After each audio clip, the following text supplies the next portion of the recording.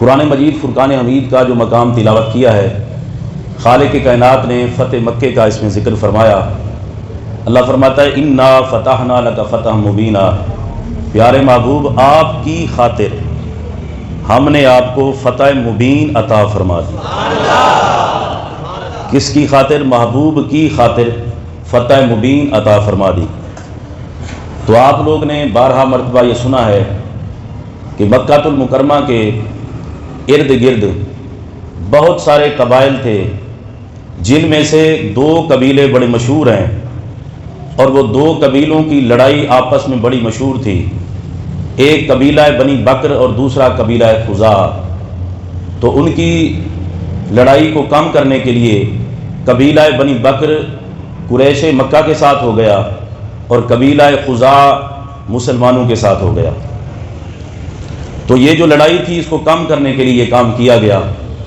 تو حضرات محترم، قبیلہ بنی بکر والے ایک موقع کی تلاش میں تھے کہ کوئی موقع پا کر قبیلہ خزاعہ کو ہم نقصان پہنچائیں۔ ایک رات ایسی آئی، آدھی رات کا وقت تھا، کہ قبیلہ بنی بکر نے قبیلہ خزاعہ کی بستی پر حملہ کر دیا۔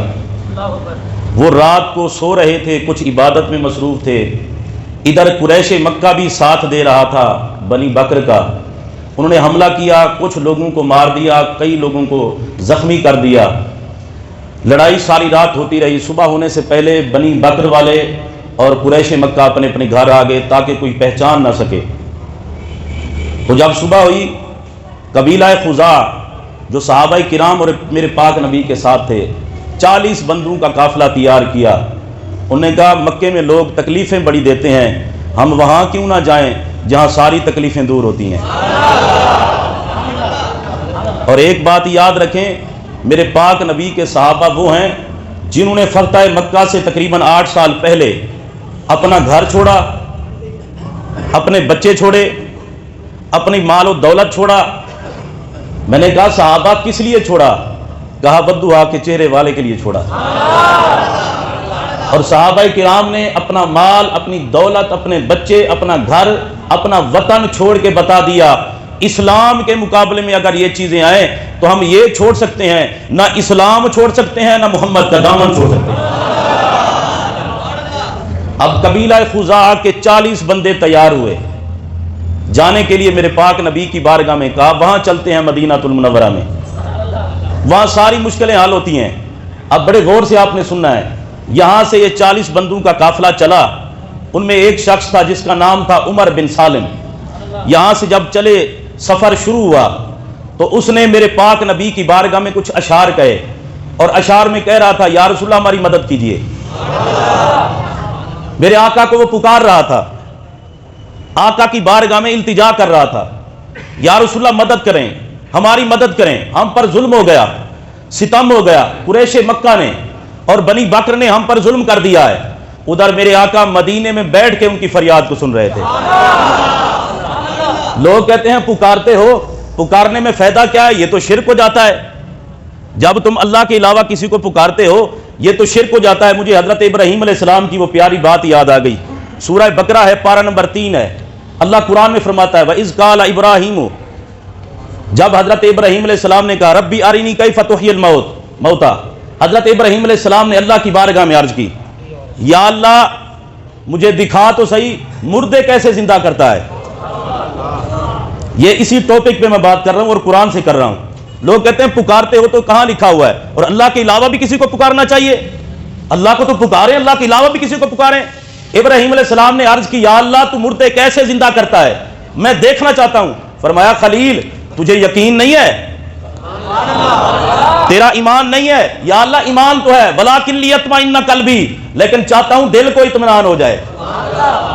ابراہیم علیہ السلام نے اللہ کی بارگاہ میں عرض کی یا اللہ مردے کیسے زندہ کرتا ہے، مجھے ذرا دکھا تو صحیح۔ اللہ کی طرف سے جواب آیا اے پیارے خلیل 4 پرندے لے، ان کو پال، ان کی خدمت کر، پھر جب موٹے تازے ہو جائیں ان کو ذبح کر، ذبح کرنے کے بعد ان کے گوشت کے چھوٹے چھوٹے ٹکڑے کر، پھر گوشت کے چھوٹے چھوٹے ٹکڑے کرنے کے بعد پہاڑوں پر ان کے گوشت کو رکھ، پھر جب رکھے گا پھر ان کو پکار اپنی طرف۔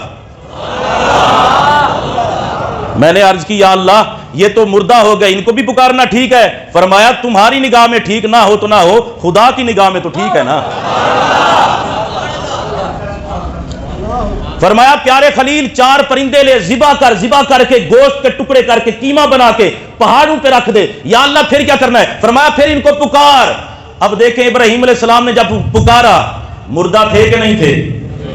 بولے ہیں بھائی مردہ تھے نا، پرندوں میں کوئی جان تھی، پرندوں میں کوئی روح تھی، چلنے کی طاقت تھی، بولنے کی طاقت تھی، کھانے کی طاقت تھی، وہ تو قیمہ بن چکے تھے، پرندے تو بن چکے تھے قیمہ۔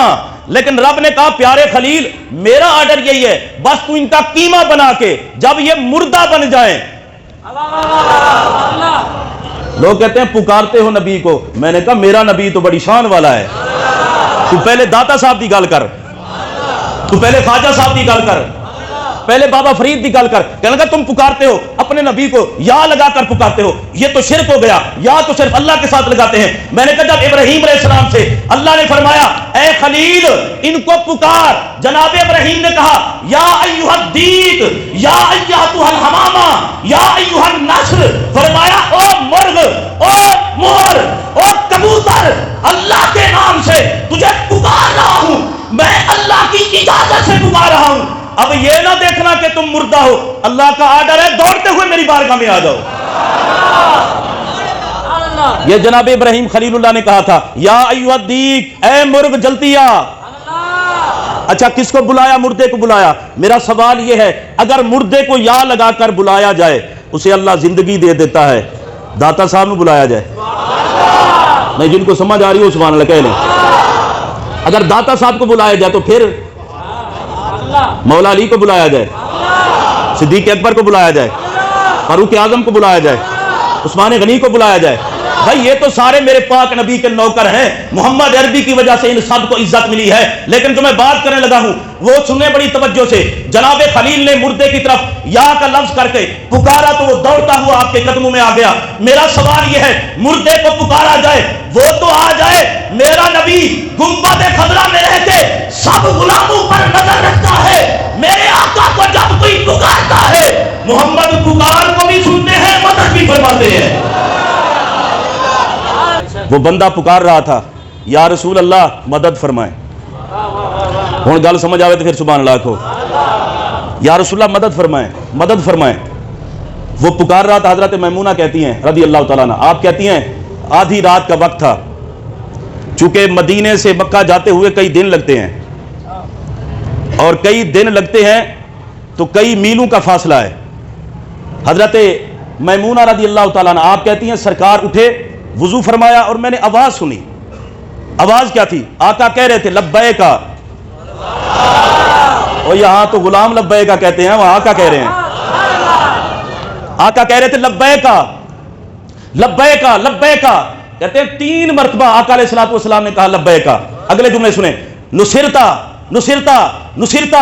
حضرت اماں میمونہ کہتی ہیں میں نے کہا آقا یہ کن کو آپ کہہ رہے ہیں اور کیا ارشاد فرما رہے ہیں؟ فرمایا اے ام المومنین قبیلہ خزاع کا ایک شخص مشکل میں مجھے پکار رہا تھا،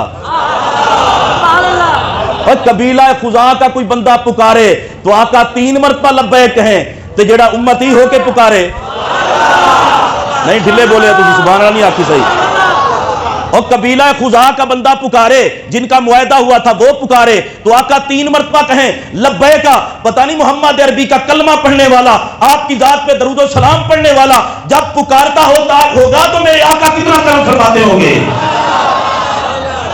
لبیکا لبیکا لبیکا نصرتا نصرتا نصرتا، کہا قبیلہ خزاع کے ایک شخص نے مجھے مدد کے لیے پکارا ہے، میں نے اسے جواب دیا ہے پریشان نہ ہو، آنا تیرا کام ہے، پریشانی کو حل کرنا میرا کام ہے۔